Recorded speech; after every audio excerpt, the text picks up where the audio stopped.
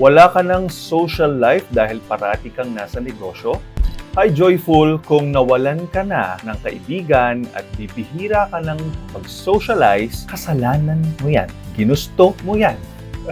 Ang totoo niyan, mga kanegosyantes, ay marami tayong mga negosyante na iniisip na we could never leave our companies, our businesses dahil marami tayong mga responsibilities na wala namang ibang gagawa. At marami tayong mga deliverables, ang daming mga kailangang harapin ngayon na. Ang tanong ko sa'yo, nauubos ba talaga ang mga problema mo bilang isang negosyante? Hindi ba kapag natapos mo yung batch ng problema na ito ngayon, magpapahinga ka ng konti, pero habang nag-relax ka, nagtatrabaho ka pa rin naman. And so, all the time na may nag-i-invite sa'yo, lagi kang busy, lagi kang walang oras. Kung ganyan ang gagawin mo, eventually, darating ka talaga sa point kung saan mabi-burn out ka. Kasi you will come to realize na itong batch, natapos na ito, naubos na, pero may papasok na naman na bagong batch. And by that time na ikaw ay maiimbitahan na naman, ma-isolate mo na lang yung sarili mo dahil nasanay ka na at napagod ka na. Parang lagi ka na lang walang gana na lumabas. Kasi nga, ito ay ginawa mo ng mind programming. So hanggat maaga pa, go out and make sure to be with your friends